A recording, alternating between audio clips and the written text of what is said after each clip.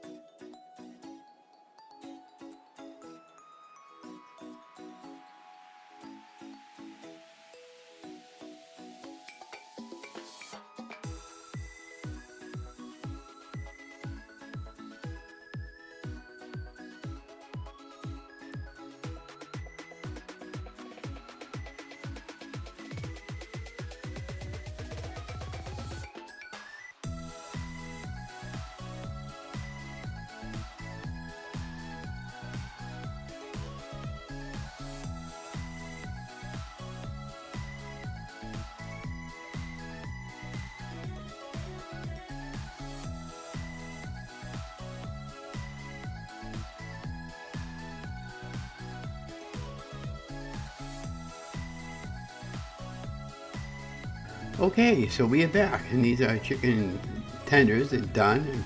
They're checking with the thermometer gauge, 165 or above. Now I'm just taking them out, and I'm just kind of like plating them for a thumbnail. And then what I ended up doing, I should have actually showed you that part, but I ended up using my favorite barbecue sauce.